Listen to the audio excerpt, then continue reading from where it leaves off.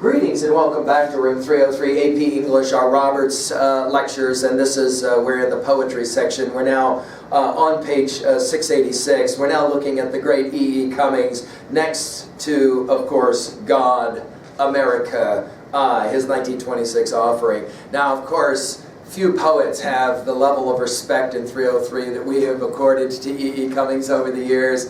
He, of course, in a painting that sits over against the wall there, is always looking and smiling down on us, challenging us, we might say, to make sure that we're paying attention to the words we use and the way in which we use those words, the order in which we use them. Now, obviously, at LearnStrong.net, we've already spent quite a bit of time talking about Cummings. We've messed around with Old Age Sticks, and Anyone Lived, the McGee Millie offerings, all of those can be seen at LearnStrong.net. And of course, in the Roberts text, we're going to see, along with this offering, I mean, this just tells you how important Cummings' work is, right? That we're going to see, after this one, we're going to see brand new on page 840. We're going to see the Buffalo Bill Classic on 937, in just on 1042, and then finally at 1151 we're going to see if there are any heavens.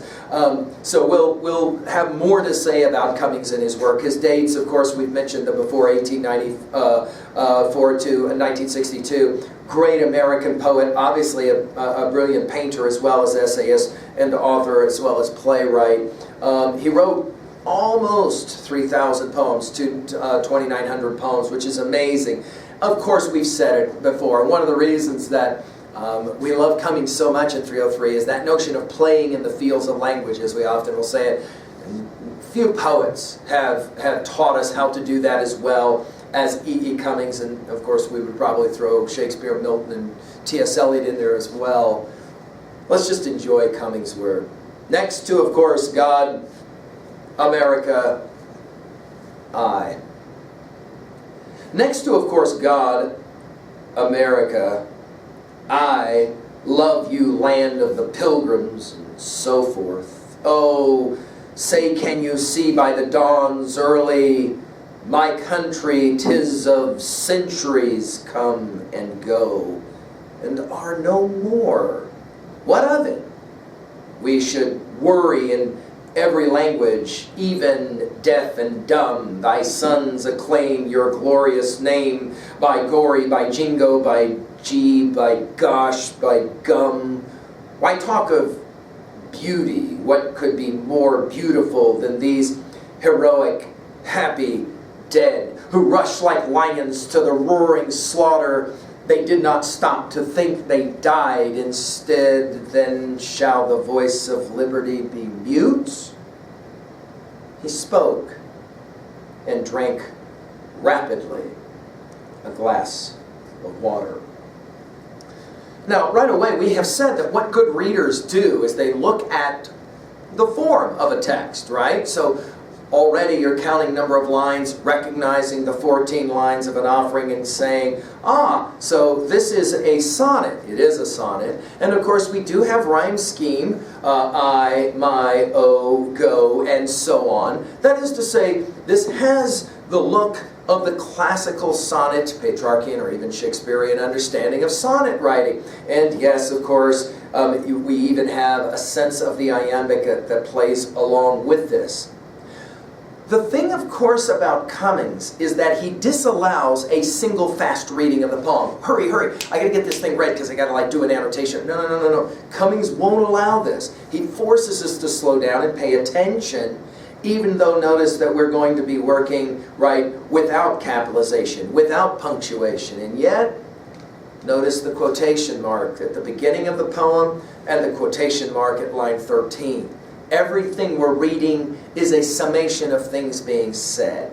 What's going on in the poem? Well, obviously we've got some kind of demagogue who is talking, and usually understood as some kind of speech variation about America. The language, of course, is decidedly pseudo-patriotic, we might say. In other words, it's a certain kind of rhetoric that one will always identify with certain kinds of types of politicians that are really good at giving lots and lots of words, but maybe behind the words not a lot of necessary meaning. Notice right away that you'll have words that give this away, and so forth. That is to say, this is the kind of rhetoric I'm supposed to be saying if I am a patriot, right?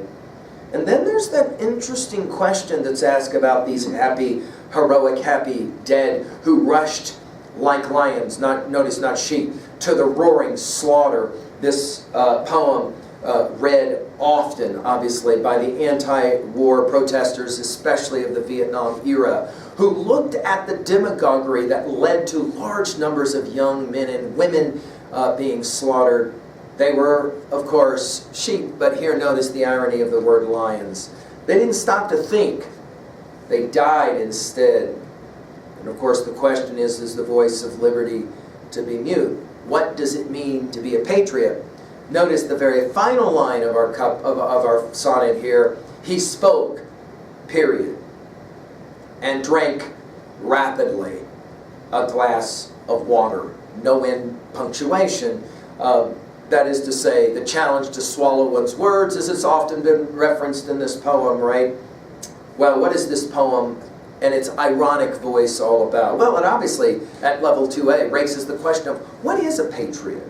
What does it mean to be patriotic? We have said in our studies of, for example, Randall Jarrell's Death of the Balterate Gunner, that if in fact you as a young person don't consider yourself patriotic, I've often argued, it's 303, it's not your fault.